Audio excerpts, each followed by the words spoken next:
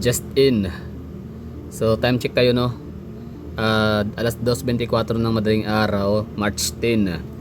So meron itong pinost si Attorney Trixie Cruz Angeles and Amid Pagdinawan, no, sa isa tong Facebook page na nakalagay nga dito sa Manila Times or The Manila Times to this front page. So Interpol issues red notice versus ex-president with a 7,000 strong force to arrest Duterte. So grabe, no, ganyan kalala ang natin ngayon, no, sitwasyon.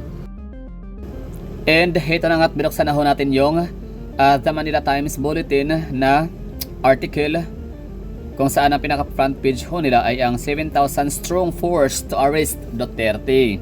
So ito ay dated March 10, 2025. Time check is alas 12:15 ng umaga. So ito yung pinaka oras na sila nag-publish, no? Very updated ho talaga siya. So ako ngayon nagbabasa ako nito like alas 2:52 na ng umaga. So yun, updated update. The Philippine National Police PNP is on heightened alert and is preparing to deploy thousands of policemen to arrest the former President Rodrigo Roa Duterte following the issuance of a red notice by the International Criminal Police Organization or Interpol.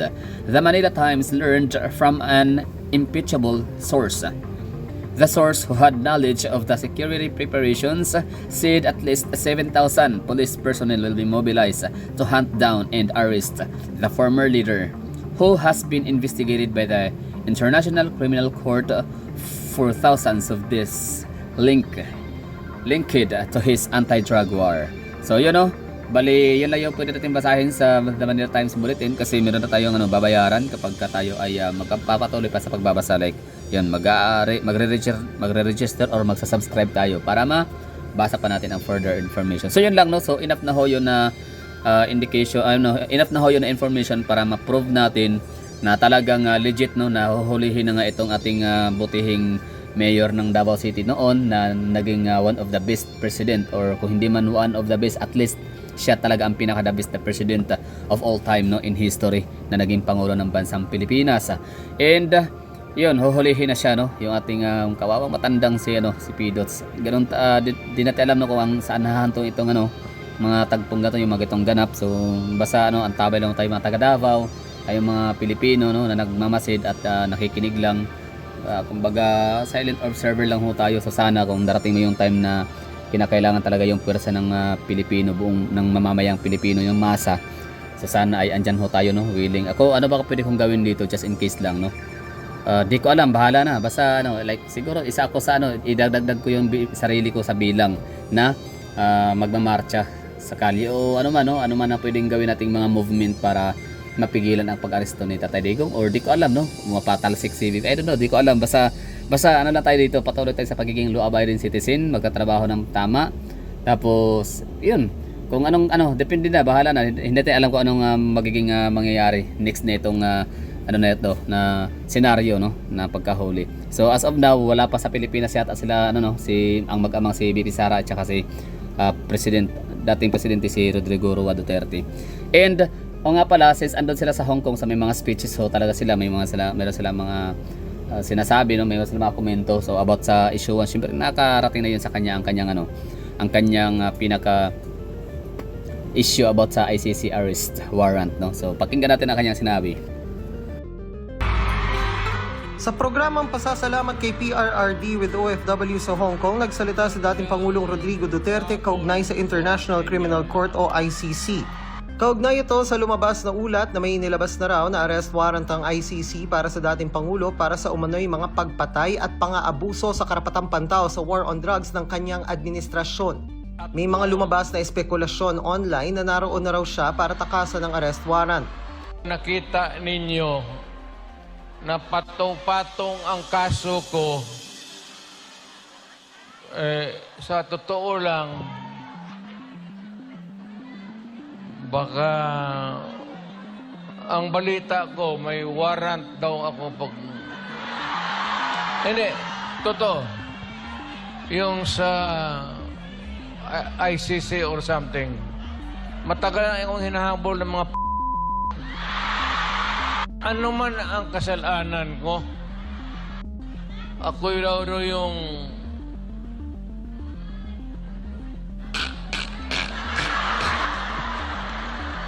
Ito ganito na lang. O sabi ko, assuming na totoo talaga yung naririnig ninyo, bakit ko ginawa yan? Para sa sarili ko? Para sa pamilya ko? Para sa inyo at ang inyong mga anak? Handa raw siyang magpahuli.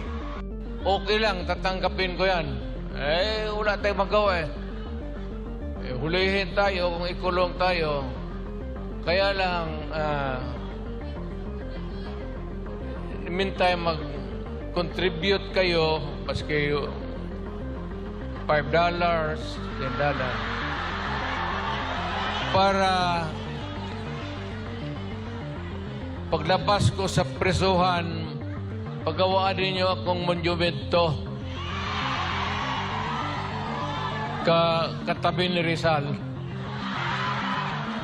Si Rizal may hawak na libro eh.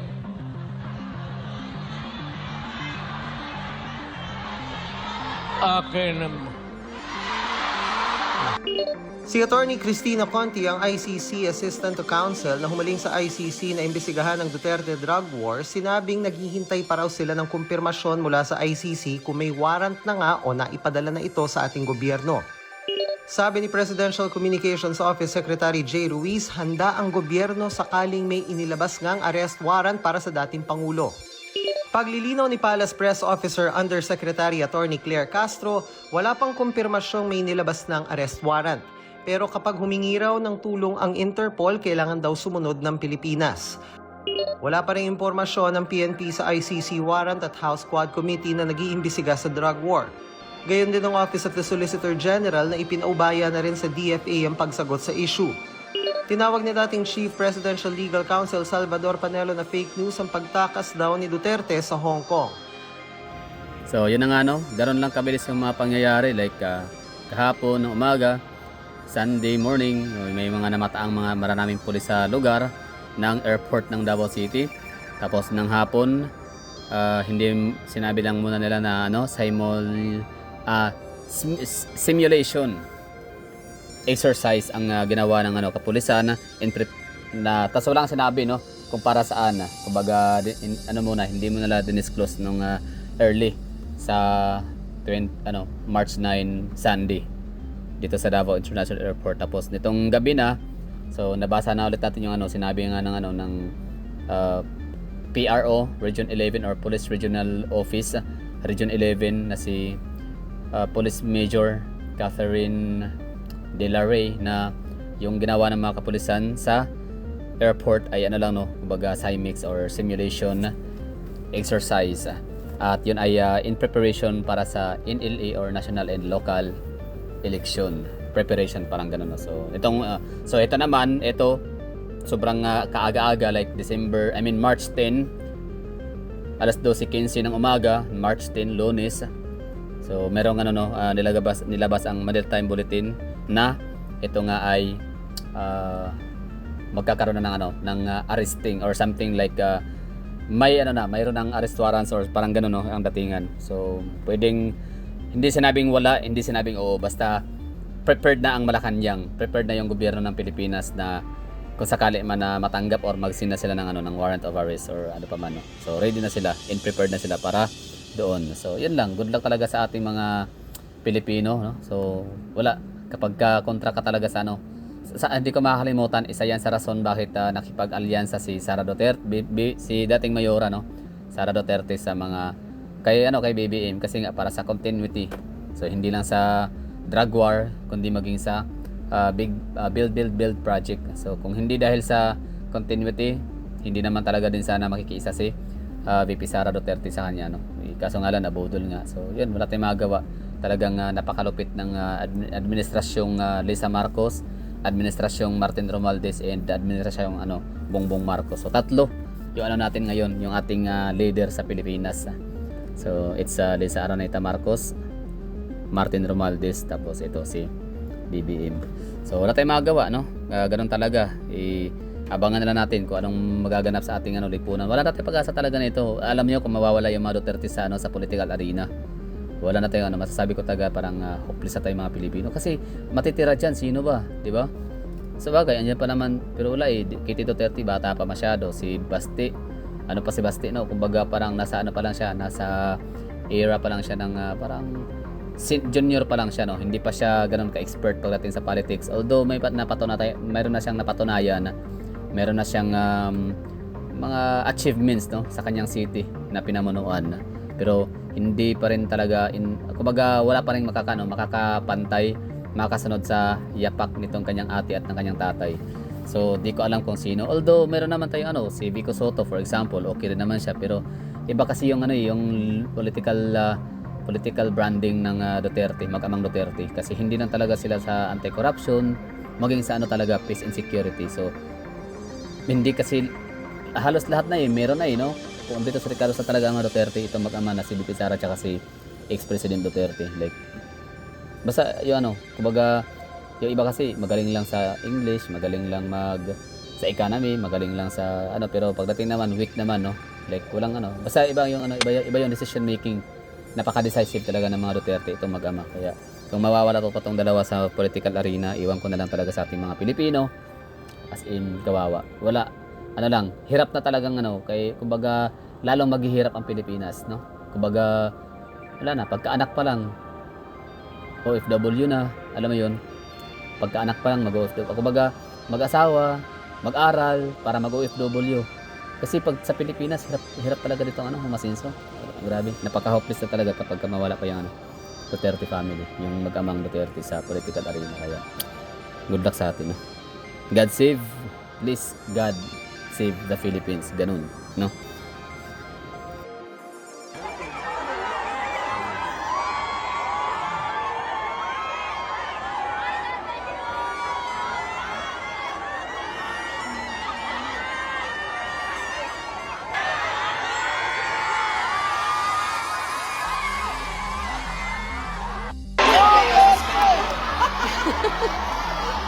Ngayon, nandito kami sa Hong Kong.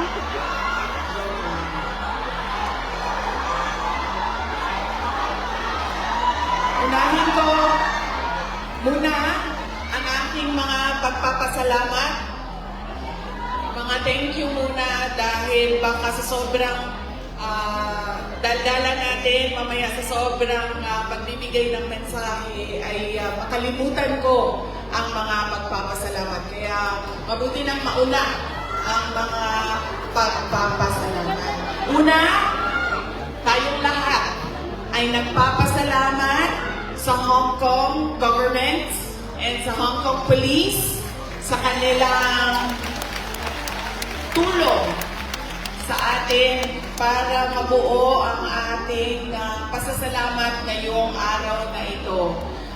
We would like to thank the Hong Kong government and the Hong Kong police for their cooperation, for their support to our Thanksgiving this morning on this very beautiful Sunday. Marami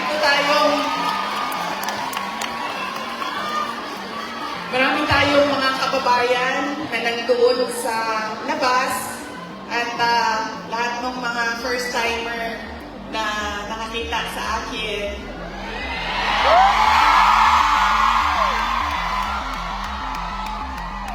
Sabi nila, ang ganda mo pala.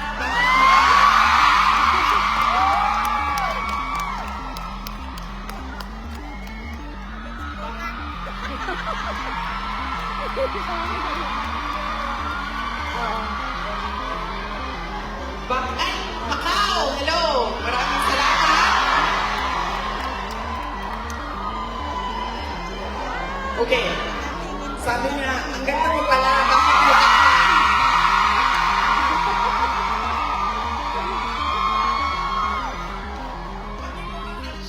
sa mga picture mo sa sabi ko sa kanya, sabi ko, ma'am, basta Pilipina, maganda talaga yan.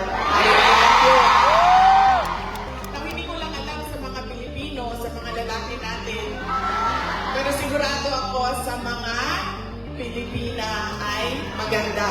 Dahil evidence sa buong mundo na maganda talaga ang Pilipinas. Ilan ang Miss Universe natin? 4. 4 ang Miss Universe na winners ng Pilipinas. Kaya, ibig sabihin, global ang beauty ng Pilipinas. Kaya, bago ang lahat, sabihin niyo sa lahat ng kaaway ninyo, Pilipina ako, maganda ako.